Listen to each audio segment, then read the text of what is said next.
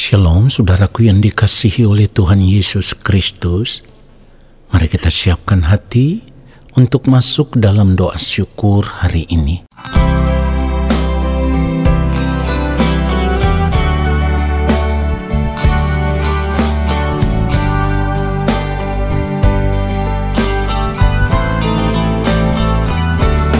Dengan apakah seorang muda mempertahankan kelakuannya bersih dengan menjaganya sesuai dengan firman-Mu.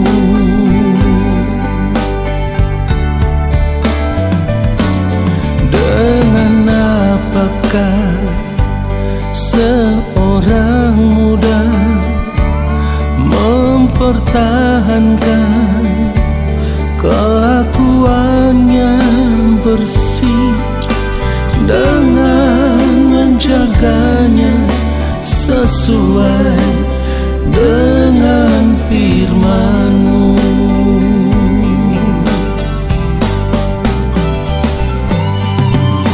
Dalam hatiku aku menyimpan janji-Mu, supaya aku jangan berdosa terhadap Engkau.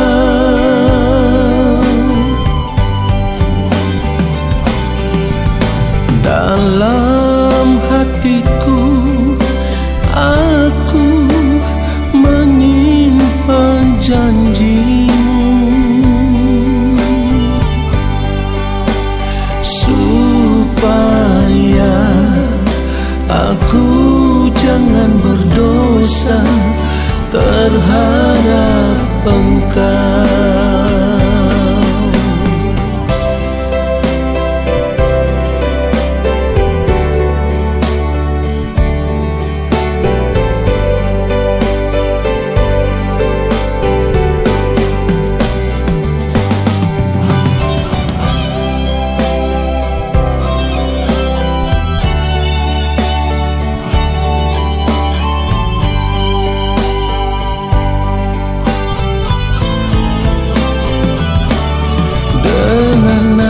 Apakah seorang muda mempertahankan kelakuannya bersih dengan menjaganya sesuai dengan firman-Mu.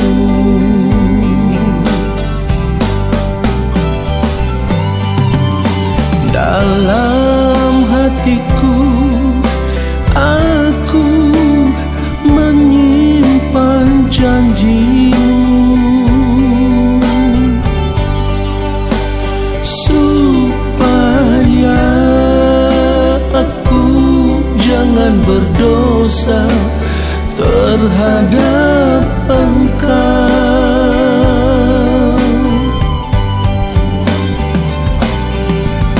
Dalam hatiku aku menyimpan janji-Mu,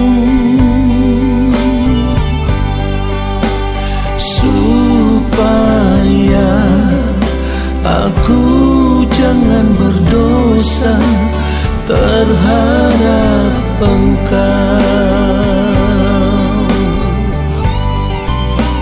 Supaya aku jangan berdosa terhadap Engkau.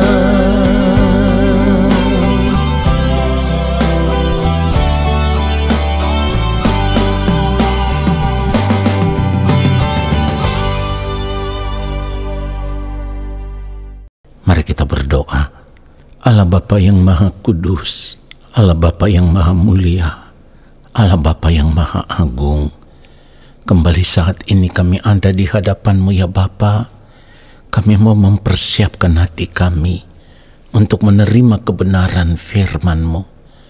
Taruhlah setiap perkataan kebenaran itu dalam mulut hamba, supaya ketika hamba berbicara menyampaikan kebenaran firman-Mu, firman yang hamba sampaikan benar-benar adalah firman yang berasal dari hati Bapa, dari pikiran dan perasaan Bapa di sorga. Roh Kudus Tuhan mengurapi kami untuk menerima kebenaran firman Tuhan saat ini. Di dalam nama Tuhan Yesus Kristus kami berdoa. Amin. Saudara yang dikasihi oleh Tuhan Yesus Kristus, satu hal yang harus benar-benar kita sadari adalah kalau manusia saja punya aturan di dalam kehidupan ini, apalagi Tuhan. Ini yang harus kita sadari. Karena Allah menciptakan kehidupan dengan tatanan, saudaraku. Jadi kita harus sadar bahwa hidup sebagai orang percaya, kita harus hidup di dalam tatanan Tuhan. Kita tidak boleh melanggar tatanan Tuhan. Kita harus sadar kehidupan ini ada tatanannya. Artinya kalau kita hidup sebagai orang percaya, lalu kita tidak mau hidup sesuai dengan tatanan Allah, itu berarti kita memberontak kepada Allah. Ya, kita melanggar perintah Allah. Dan orang yang melanggar perintah Allah itu sama dengan orang yang tidak mengenal Allah. Jadi kalau kita berkata kita menyembah Allah di dalam Tuhan Yesus Kristus, artinya kita mengenal Allah di dalam Yesus, tetapi kita tidak hidup menuruti tatanan Allah. Hal itu sama dengan kita memberontak kepada Allah atau kita tidak mau hidup menuruti perintah-perintah Allah. Tentu kita semua memiliki kehendak bebas, atau dengan kata lain kita memiliki kedaulatan untuk mengatur kehidupan kita sendiri. Tetapi kalau kita mempergunakan kehendak bebas kita untuk hidup mengikuti keinginan-keinginan diri kita sendiri dan tidak hidup menuruti tatanan Allah, itu berarti kita terpisah dari Allah, saudaraku. Ya, kita harus sadar akan hal ini. Jadi kalau kita hidup menuruti tatanan Allah atau kita hidup menuruti perintah-perintah Allah, maka kita akan dipandang sebagai orang yang benar di mata Allah. Kalau kita melihat kebenaran firman Tuhan di dalam 2 Samuel 22, lalu kita membaca mulai ayat 25 sampai dengan ayatnya yang ke-27. Karena itu Tuhan membalas kepadaku sesuai dengan kebenaranku, sesuai dengan kesucianku di depan matanya. Ayat 26, terhadap orang yang setia, engkau berlaku setia. Terhadap orang yang tidak bercela, engkau berlaku tidak bercela. Perhatikan ayat 27, terhadap orang yang suci, engkau berlaku suci. Tetapi terhadap orang yang bengkok, engkau berlaku belat-belit. Saudaraku, kalau kita tahu bahwa nanti kita akan masuk kepada kehidupan yang kekal, lalu ternyata di sepanjang hari-hari hidup kita, selama kita hidup di dunia ini, kita tidak pernah hidup menuruti perintah Allah, atau kita tidak hidup di dalam tatanan Allah, maka itu artinya kita berlaku bengkok di hadapan Allah. Dengan kata lain, kita tidak setia kepada Allah. Orang yang tidak setia kepada Allah sama dengan orang yang tidak mengasihi Allah dan orang yang tidak mengasihi Allah. Mereka akan menjadi orang-orang yang terkutuk. Kenapa saya katakan mereka akan menjadi orang-orang yang terkutuk? Karena memang firman Tuhan mengatakan akan hal itu. Kalau kita melihat 1 Korintus 16 ayat 22, dengan sangat tegas firman Tuhan berkata, siapa yang tidak mengasihi Tuhan, terkutuklah ia. Maranatha. Saudara perhatikan itu. Jadi kalau saya katakan orang yang tidak mengasihi Allah akan menjadi orang-orang yang terkutuk, saudara jangan lalu berpikir kok hamba Tuhan berbicaranya sekeras itu. Saudaraku, apa yang saya sampaikan itu yang firman Tuhan katakan. Siapa yang tidak mengasihi Tuhan, terkutuklah ia. Jadi kalau hari ini kita tidak memperhatikan cara hidup kita, kita tidak memperhatikan masa depan kehidupan kita di kekekalan nanti, di mana kita memilih hidup menuruti keinginan diri kita sendiri, kita tidak hidup di dalam tatanan Allah, kita tidak tunduk di dalam kedaulatan Allah, maka di kekekalan nanti kita akan terpisah dari Allah. Ingat yang firman Tuhan katakan tadi, terhadap orang yang bengkok, engkau berlaku belat-belit. Dengan demikian, saudaraku, kita harus periksa segenap hidup kita. Jangan sampai kita hanya hidup sebagai orang percaya, tetapi kita tidak taat melakukan apa yang menjadi kehendak Allah. Kita hidup sebagai orang percaya, tetapi kita tidak hidup di dalam tatanan Allah. Firman Tuhan sudah mengatakan, Tuhan membalas kepadaku sesuai dengan kebenaranku, sesuai dengan kesucianku di depan matanya. Jadi kalau kita menjaga kehidupan kita tetap suci, tetap kudus, tetap benar di hadapan Allah, maka ketika kita menutup mata, kehidupan kita dipandang benar di hadapan Allah, kehidupan kita dipandang berkenan di hadapan Allah. Kalau kita hidup sebagai orang percaya yang setia, artinya kita hidup benar di hadapan Tuhan, kita hidup takut akan Tuhan, kita hanya hidup melakukan kehendak Tuhan. Allah juga setia, setia menjaga orang-orang yang benar. Saudara perhatikan itu, saya ulang sekali lagi, Allah juga setia, setia menjaga orang-orang yang benar. Karena memang firman Tuhan katakan, mata Tuhan tertuju kepada orang-orang benar. Mazmur 34 kalau kita membaca ayat 16, firman Tuhan katakan, mata Tuhan tertuju kepada orang-orang benar dan telinganya kepada teriak mereka minta tolong. Saudara perhatikan itu. Kalau kita benar di hadapan Tuhan, Tuhan pasti akan memperhatikan kehidupan kita.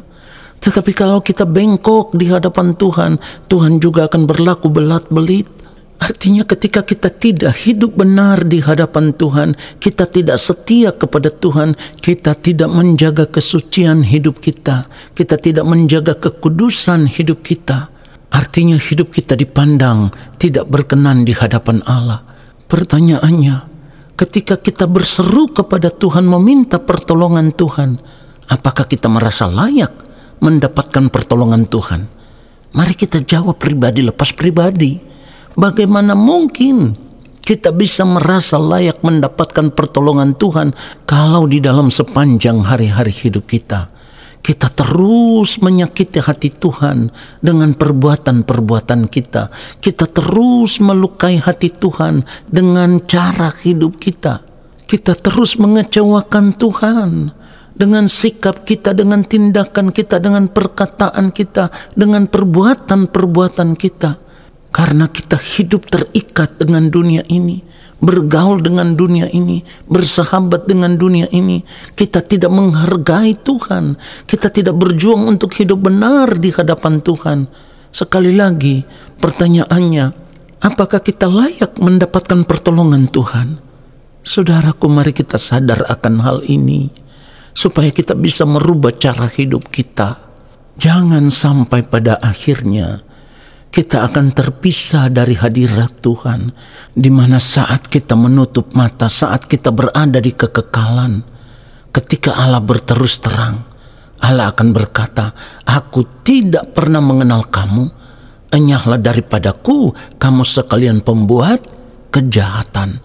Jadi mari periksa hidup kita. Sudah berulang kali saya katakan, hidup bergaul dengan dunia, bersahabat dengan dunia, berarti kita menjadikan diri kita sebagai musuh Allah. Sebab firman Tuhan telah berkata, persahabatan dengan dunia adalah permusuhan dengan Allah. Jadi barang siapa hendak menjadi sahabat dunia ini, ia menjadikan dirinya musuh Allah. Itu yang firman Tuhan katakan.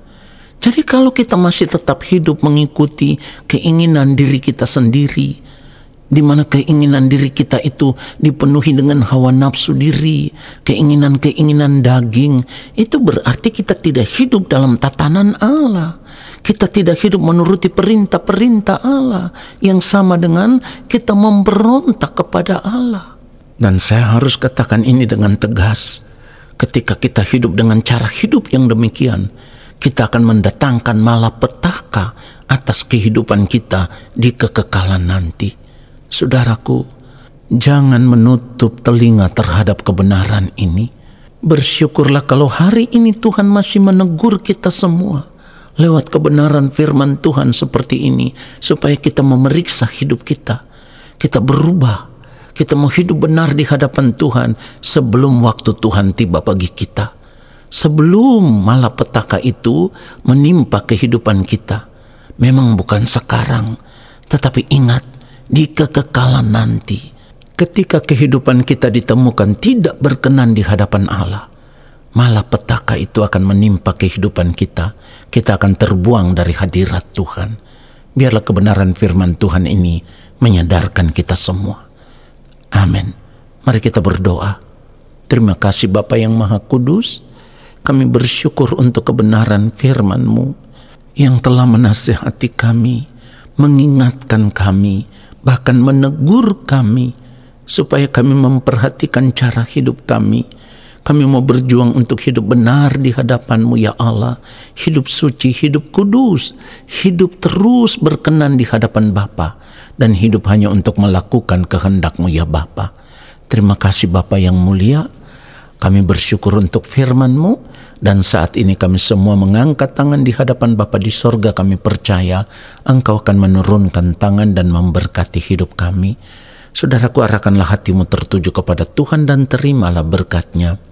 Segala berkat kasih karunia daripada Allah Bapa di sorga, rahmat cinta kasih yang berlimpah-limpah dari Tuhan Yesus Kristus di dalam persekutuan yang manis dengan Roh Allah yang kudus, turun atas kehidupanmu, menyertai langkah hidupmu, dan memberkati seluruh hidupmu, sekarang dan sampai selama-lamanya. Amin. Saudaraku, terima kasih sudah mengikuti doa syukur hari ini. Sampai jumpa dalam doa syukur besok hari. Tuhan Yesus memberkati kita semua. Shalom.